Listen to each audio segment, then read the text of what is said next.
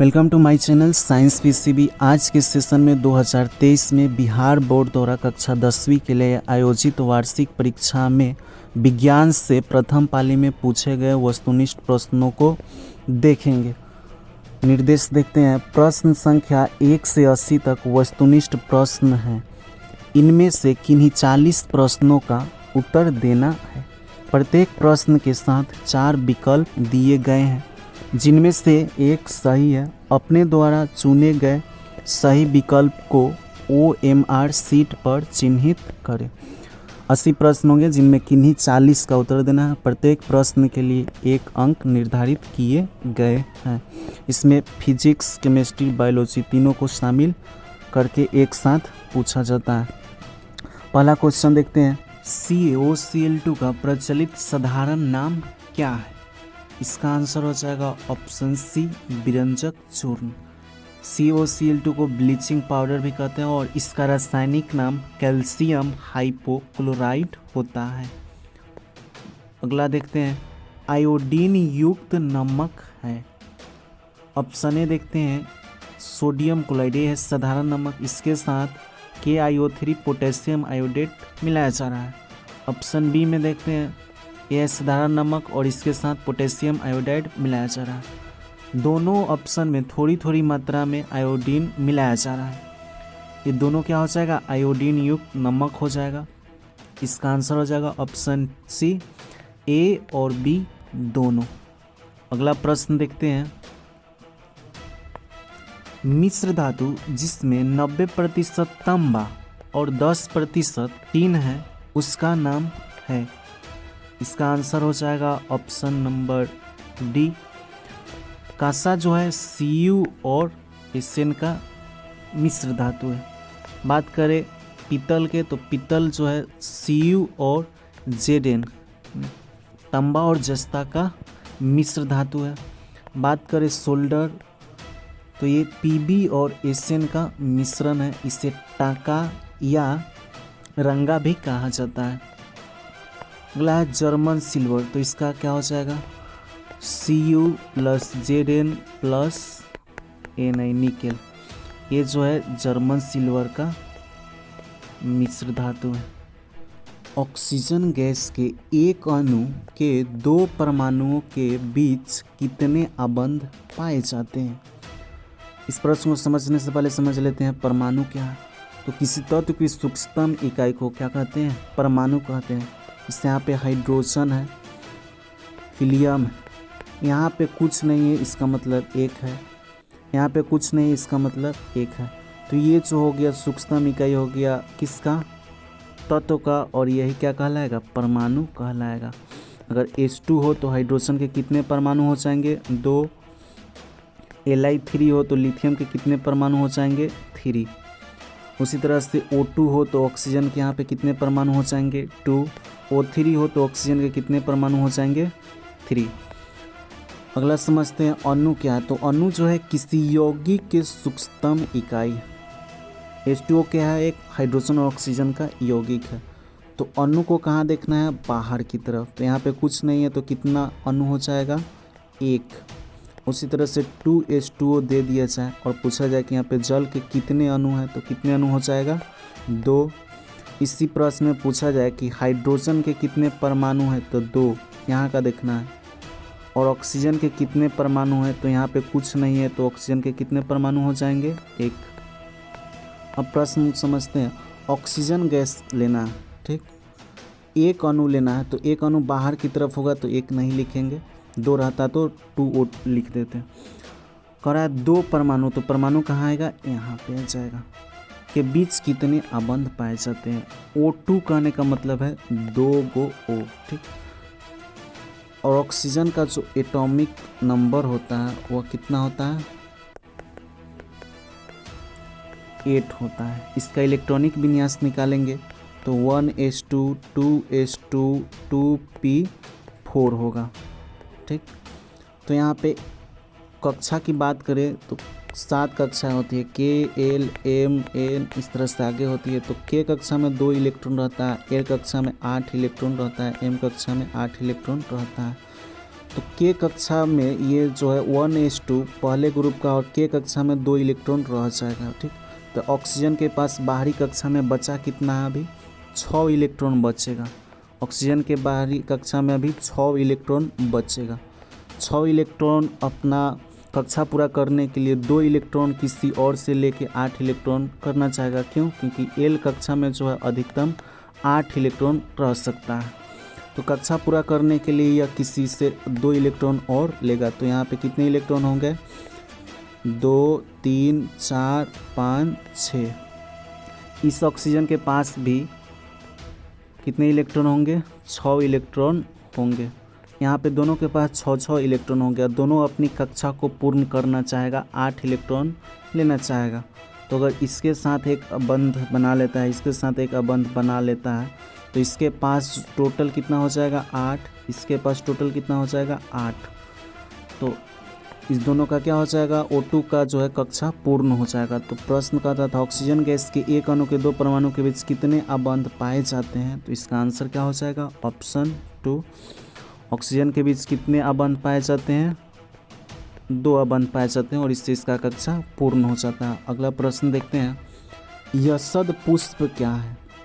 तो इसको याद रखेंगे, जिंक ऑक्साइड को जेडिनो को क्या बोलते हैं? यशद फूल या फिलोसफर फूल कहते हैं। अगला प्रश्न देखते हैं, उच्च वसीय अम्लों के सोडियम लवण कहलाते हैं। तो इसका आंसर हो जाएगा ऑप्शन सी, साबुन। साबुन जो है उच्च वसीय अम्लों का सोडियम लवण है। अगला प्रश्न है, निम्नलिखित में से कौन कार्बोनिल समूह का संकेत है? तो इसका आंसर हो जाएगा CO। कीटोन जो है यही कार्बोनिल समूह का संकेत है। CHO का बात करेगा तो यह एल्डिहाइड है। COOH का बात करेगा तो ये कार्बोक्सिलिक है। और O का बात करेगा तो ये ईथर का फंक्शनल ग्रुप है। और इस सभी के साथ जो है एक अल्काइल समूह जुड़ा रहता है, जिसका फार्मूला होता है CnH2n+1। अगला प्रश्न देखते हैं, निम्नलिखित कार्बनिक यौगिकों में कौन सा यौगिक एल्काइन है? इसका आंसर हो जाएगा ऑप्शन सी, एसिटिलीन।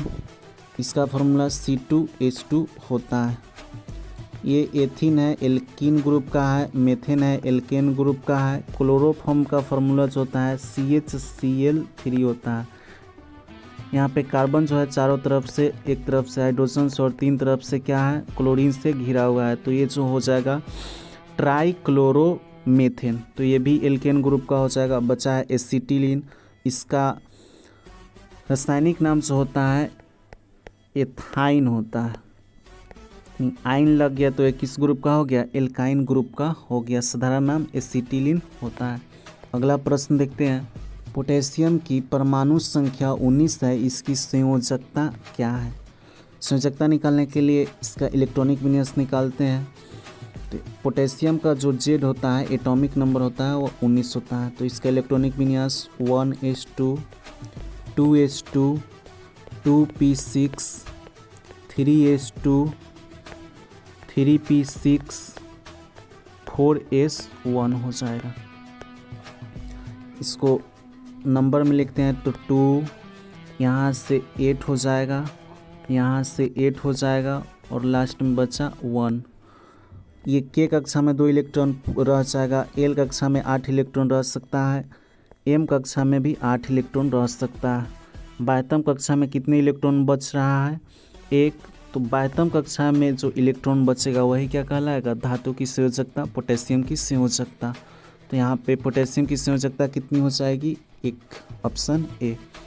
अगला प्रश्न देखते हैं, एल्केन का समान सूत्र क्या है? तो एल्केन का समान सूत्र पूछे तो ये हो जाएगा CnH2n+2। इसको याद रखने के लिए एल्केन हो गया, एक एल्कीन हो गया, एक एल्काइन हो गया। सब में CnH2n रहेगा, इसमें भी CnH2n रहेगा, इसमें भी CnH2n रहेगा। फर्स्ट में क्या करना है? जोड़ना है। कितना? 2। दूसरा में छोड़ देना है तीसरा में घटा देना है। कहने का मतलब है एल्केन का फॉर्मूला क्या हो जाएगा, CnH2n हो जाएगा। एल्कीन का क्या हो जाएगा, CnH2n हो जाएगा। और एल्काइन का क्या हो जाएगा, CnH2n-2। पहला में एल्केन में जोड़ना है, छोड़ना है, घटाना है। तो इसका आंसर क्या हो जाएगा, ऑप्शन बी। इसमें जोड़ देना है, एल्केन है तो CnH2n+2। फ्लोरीन की परमाणु संख्या क्या है। फ्लोरीन की परमाणु संख्या 9 होती है। इसका सिंबल जो होता है F होता है। 19 जो है यह पोटेशियम का परमाणु संख्या और इसका सिंबल K होता है।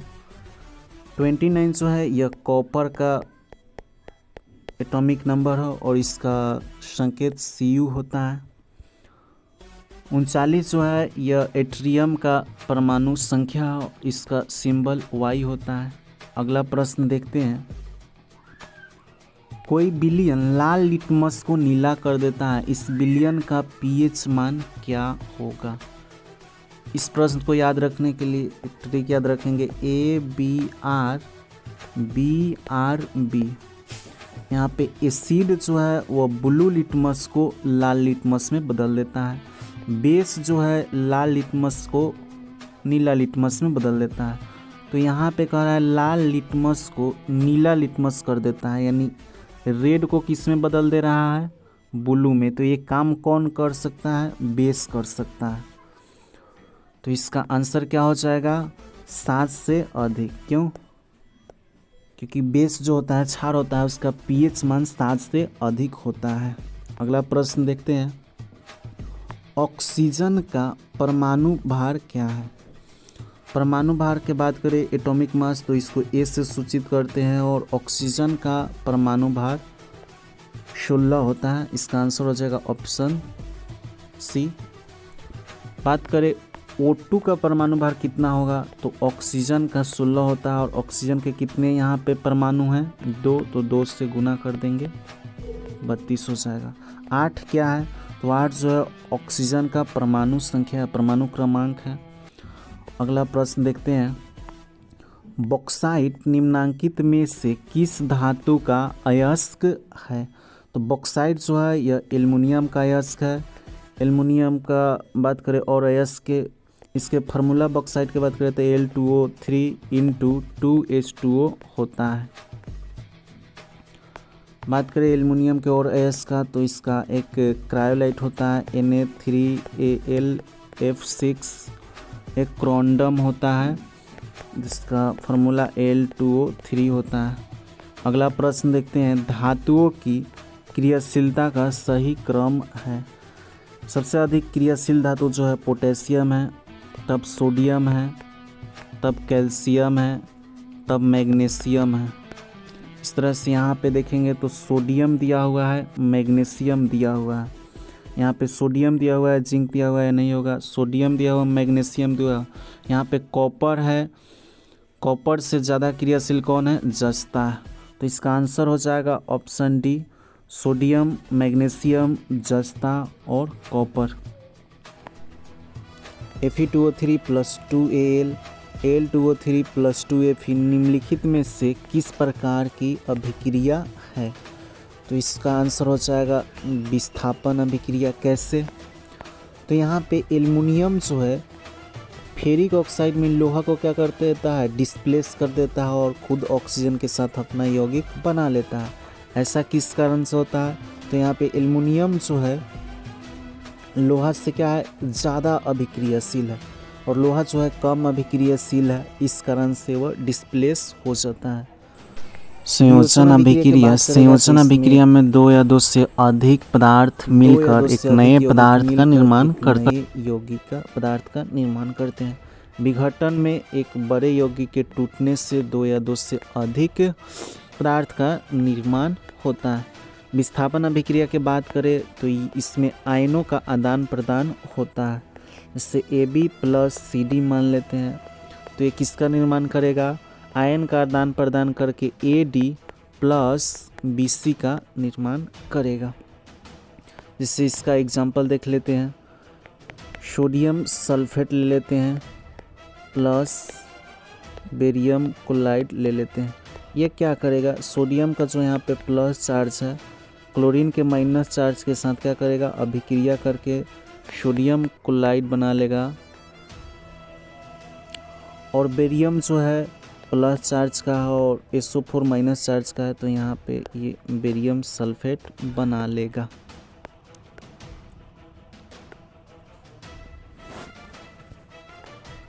अगला प्रश्न देखते हैं, कार्बन हाइड्रोजन से संयोग कर बनाता है। कार्बन जो है हाइड्रोजन से संयोग कर क्या बनाएगा, तो इसका आंसर हो जाएगा हाइड्रोकार्बन। यानी जो भी यौगिक बनाएगा, जिससे एक कार्बन जो है हाइड्रोजन के साथ यौगिक बनाता है। CH4 क्या है, मीथेन हो और इसमें कार्बन हाइड्रोजन शामिल है, इस कारण से क्या हो जाएगा, यह हाइड्रोकार्बन हो जाएगा। अगला प्रश्न देखते हैं, बोरॉन एवं एल्यूमिनियम आवर्त सारणी के किस वर्ग के तत्व है। यहाँ पे वर्ग बताना है, तो आधुनिक आवर्त सारणी में कितने वर्ग है, 18 और कितने आवर्त है, 7। तो यहाँ पे आवर्त नहीं बताना है, वर्ग बताना है।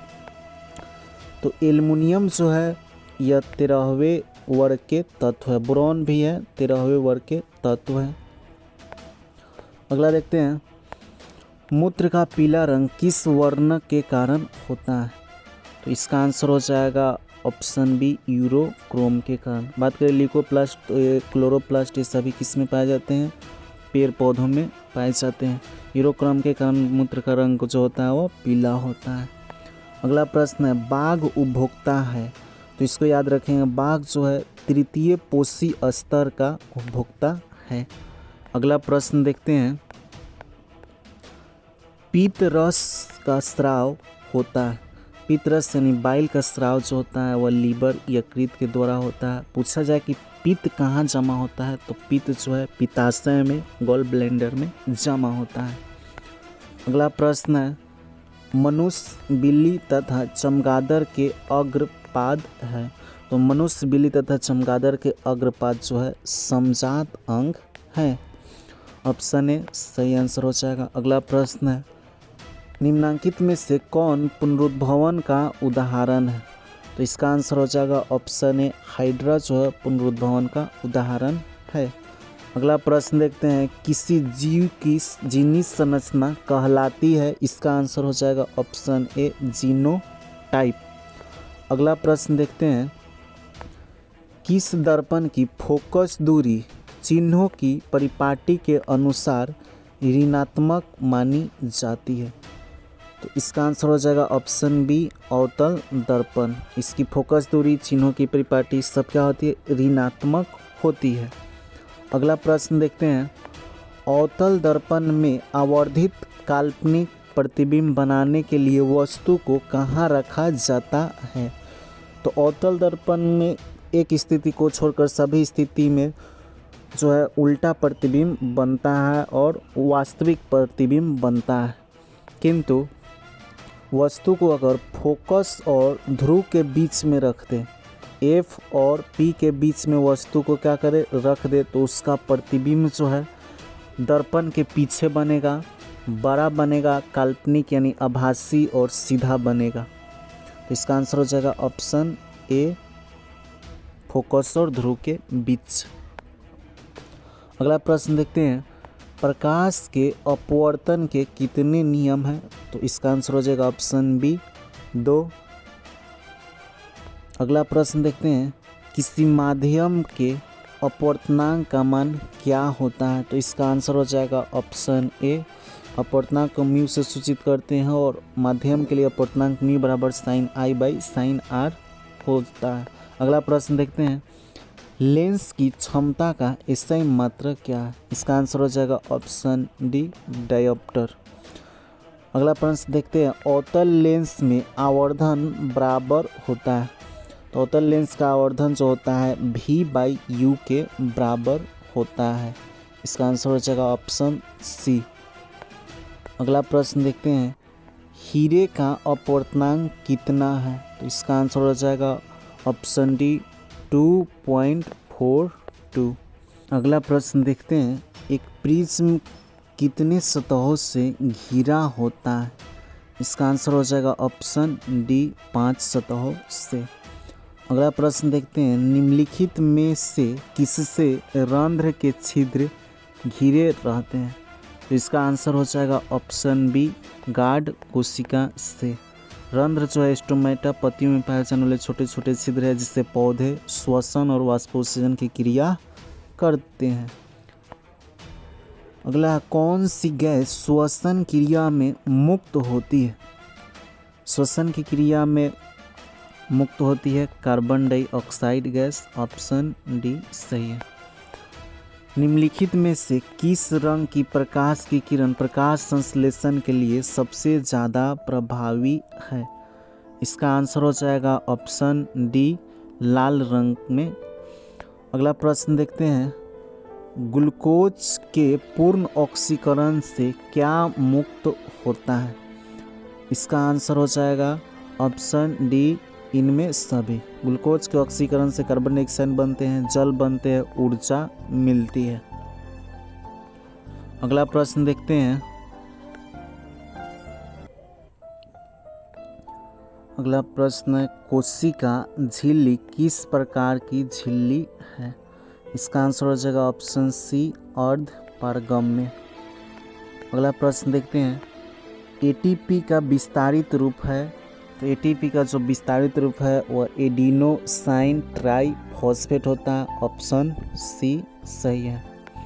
अगला प्रश्न देखते हैं, स्टार्च की उपस्थिति की जांच के लिए किस विलयन का उपयोग होता है? तो पत्तियों में स्टार्च की जांच के लिए आयोडीन के घोल या आयोडीन के सॉल्यूशन लिया जाता है।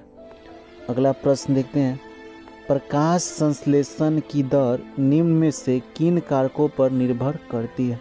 इसका आंसर हो जाएगा ऑप्शन सी ए और बी दोनों।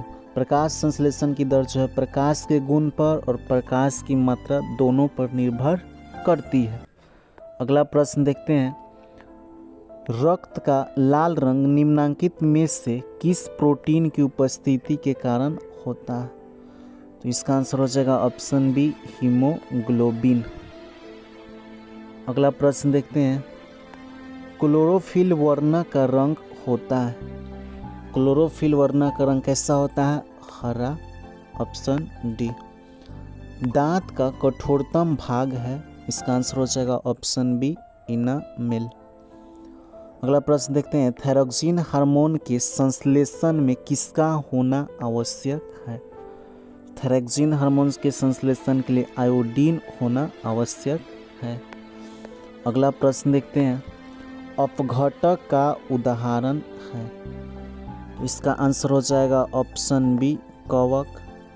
कवक, बैक्टीरिया, विषाणु, केचुआ ये सभी अपघटक के उदाहरण हैं। अगला प्रश्न है, पृथ्वी पर ऊर्जा का मुख्य स्रोत है। इसका आंसर हो जाएगा ऑप्शन डी सूर्य। अगला प्रश्न देखते हैं, निम्नलिखित में से कौन सा पर्यावरण का हिस्सा है? तो इन्वायरमेंट की बात करें तो वायुमंडल, जलमंडल, स्थल मंडल ये तीनों जो है उसके भाग हैं।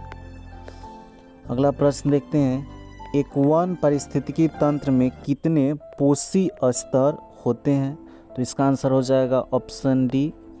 एक वन पारिस्थितिकी तंत्र में 4 तरह के पोषी स्तर होते हैं। अगला प्रश्न देखते हैं, निम्नलिखित में से कौन ऊर्जा का अनवीकरणीय स्रोत है? अनवीकरणीय यानी परंपरागत स्रोत है। सूर्य जो है यह गैर परंपरागत स्रोत है, नवीकरणीय है। पवन जो है यह गैर परंपरागत या नवीकरणीय स्रोत है। बहती पानी जो है यह गैर परंपरागत या नवीकरणीय स्रोत है। पेट्रोलियम जो है परंपरागत स्रोत है या अनवीकरणीय स्रोत है।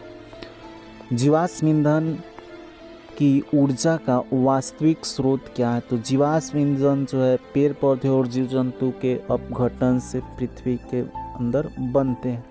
तो नाभिकीय संलयन ये नहीं होगा। जीवाश्म ईंधन के स्रोत सूरज भी नहीं है, चंद्रमा भी नहीं है। तो इसका आंसर हो जाएगा ऑप्शन डी, इनमें से कोई नहीं। अगला प्रश्न देखते हैं, जो दहन कर ऊष्मा उत्पन्न करते हैं उन्हें कहा जाता है। ने क्या कहा जाता है, ईंधन या फ्यूल। यूरो 2 का संबंध है, यूरो 2 का संबंध वायु प्रदूषण से है, ऑप्शन ए। श्वेत प्रकाश में वर्ण विक्षेपण उत्पन्न करता है, इसका आंसर हो जाएगा ऑप्शन डी, प्रिज्म जो है वह श्वेत प्रकाश में वर्ण विक्षेपण उत्पन्न करता है।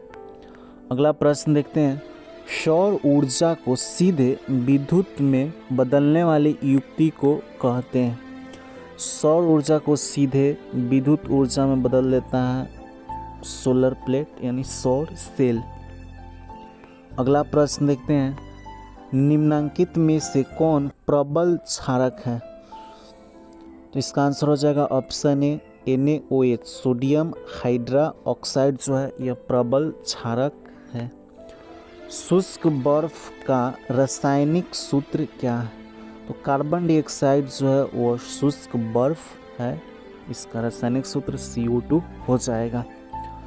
अगला फल पकाने वाला हार्मोन है, इसका आंसर हो जाएगा ऑप्शन ए, एथिलीन को फल पकाने वाला हार्मोन कहा जाता है।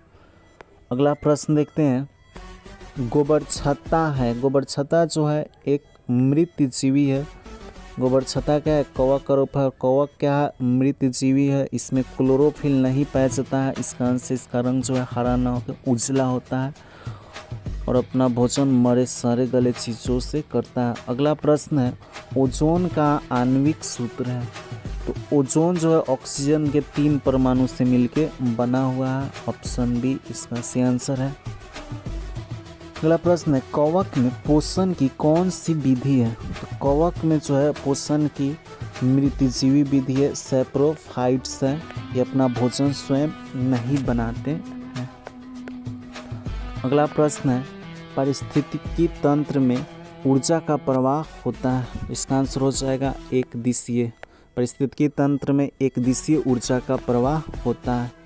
अगला प्रश्न है, मानव हृदय में कितने कोष्ठक पाए जाते हैं, तो मानव हृदय में स्तनपायी में जो है 4 कोष्ठक पाए जाते हैं। 3 कोष्ठक किसमें मिलेगा, तो ये रेप्टाइल में मिलेगा, सरीसृप में मिलेगा। 2 कोष्ठक जो है मछली में मिलेगी। पक्षी की बात करें तो पक्षी में 4 कोष्ठक मिलेगा। अगला प्रश्न देखते हैं, विकासीय दृष्टिकोण से हमारी किससे अधिक समानता है, तो विकासीय दृष्टिकोण से हमारी अधिक समानता किससे है, चिंपैंजी से, ऑप्शन ए सही आंसर है। दूध से दही बनने में निम्नलिखित में से कौन सी अभिक्रिया होती है, तो दूध से दही बनने में जो है दूध से ये किण्वन हो जाएगा, इस अभिक्रिया को रासायनिक अभिक्रिया। अगला प्रश्न देखते हैं, अभिक्रिया जिसमें आयनों का आदान प्रदान होता है कहलाती है द्विविस्थापन अभिक्रिया। द्विविस्थापन अभिक्रिया में जो है आयनों का आदान प्रदान होता है। कौन समीकरण संतुलित नहीं है, इसमें संतुलित नहीं यानी असंतुलित को खोजना है। ऑप्शन ए देखते हैं, यहाँ पे हाइड्रोजन के 4 परमाणु हैं, यहाँ पे 4 परमाणु हैं, यहाँ पे ऑक्सीजन के 2 परमाणु हैं, यहाँ पे ऑक्सीजन के टोटल 2 परमाणु है, तो ये तो संतुलित है, असंतुलित नहीं है। यहाँ पे पोटेशियम के 2 परमाणु हैं, यहाँ पे 2 परमाणु हैं, यहाँ पे क्लोरीन के कुल कितने परमाणु, 2 परमाणु, यहाँ पे भी क्लोरीन के 2 परमाणु, यहाँ पे ऑक्सीजन के कुल कितने परमाणु, 6 परमाणु, यहाँ पे भी 6 परमाणु है, तो ये क्या हो जाएगा, संतुलित हो जाएगा। यहाँ पे हाइड्रोजन के 2 परमाणु, यहाँ पे क्लोरीन के 2 परमाणु, यहाँ पे हाइड्रोजन के 2 परमाणु, क्लोरीन के भी 2 परमाणु, तो ये भी संतुलित है। अगला जो है यहाँ पे 1 Pb है, यहाँ पे 1 Pb के परमाणु है। ऑक्सीजन के बात करें टोटल, तो यहाँ पे 1 ऑक्सीजन है, यहाँ पे 2 है, टोटल इधर कितना है, 5 है। इधर बात करें तो टोटल ऑक्सीजन कितना है, 6 है, तो ये जो है संतुलित नहीं है, असंतुलित है। अगला प्रश्न देखते हैं,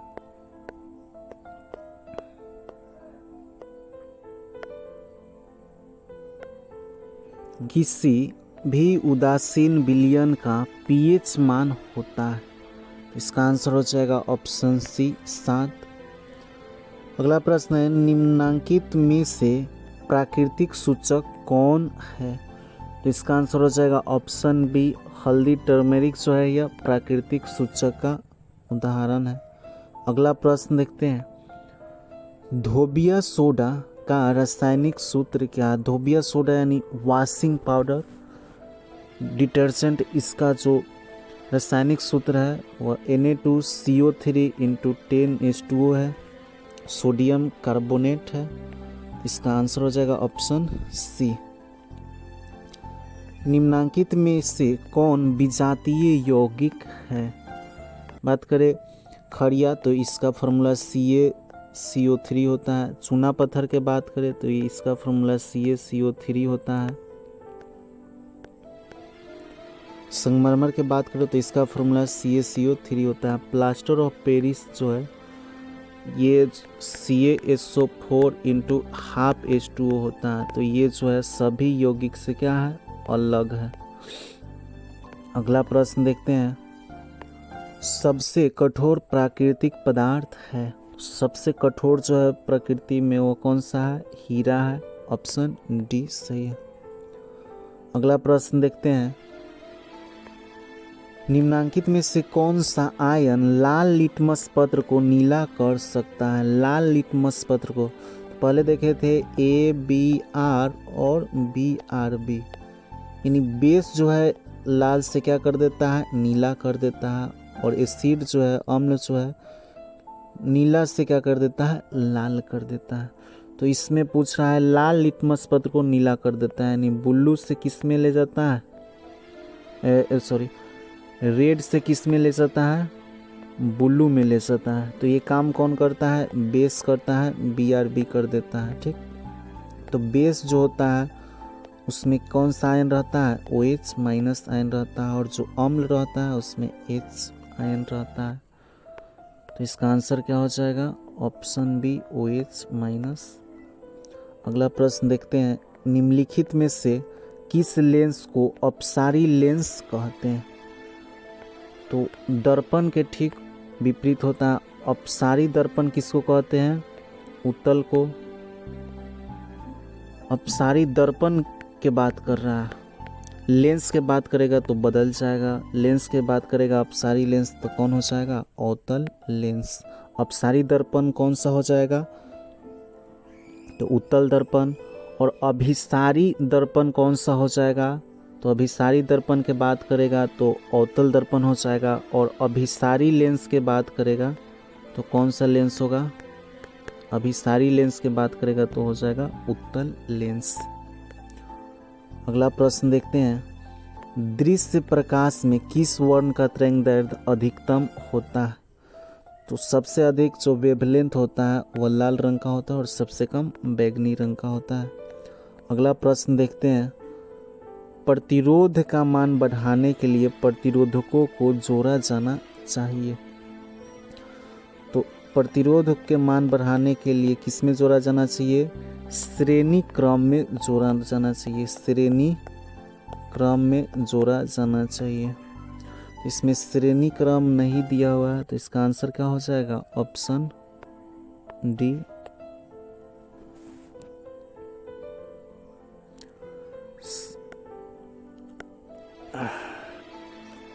किस उपकरण में धन प्लस और ऋण माइनस का चिन्ह नहीं होता है? तो वोल्ट मीटर में जो होता है प्लस माइनस होता है, मीटर में भी प्लस माइनस होता है, विद्युत सेल यानी बैटरी में भी प्लस माइनस चिन्ह होता है। कुंडली जो है स्विच, इसमें प्लस माइनस का सिंबल नहीं होता है। एक अभिसारी किरण पुंज समतल दर्पण पर आपतित होती है, परावर्तित किरण पुंज होगा। तो परावर्तित किरण पुंज किस तरह का होगा? वह अभिसारी ही होगा। ऑप्शन बी सही है। चुंबकीय फ्लक्स का एसआई मात्रक है, तो चुंबकीय फ्लक्स का एसआई मात्रक क्या होता है? वेबर होता है। Option C. एक एमीटर के 0, 0 तथा 2A अंकों के बीच 20 विभाग हैं। एमीटर का अल्पतांक लास्ट कंटेंट क्या हो जाएगा? तो इसका आंसर हो जाएगा ऑप्शन ए 0.01 एम्पीयर। अगला देखते हैं। यदि कोई प्रतिरोध समानांतर हो तो उनका समतुल्य प्रतिरोध होगा। समानांतर में क्या होता है? 1/RP बराबर 1/R1 plus 1/R2 plus 1/R3। आगे इस तरह से क्रम चलते रहता है। तो इसमें प्रतिरोध का मान क्या होता है, प्रत्येक प्रतिरोध का मान से अधिक, प्रत्येक प्रतिरोध से कम होता है, प्रत्येक प्रतिरोध के बराबर। तो समानांतर क्रम में क्या हो सकता है, जो भी समतुल्य प्रतिरोध निकलेगा वो प्रत्येक प्रतिरोध के मान से कम होगा। आंसर क्या हो जाएगा, ऑप्शन बी।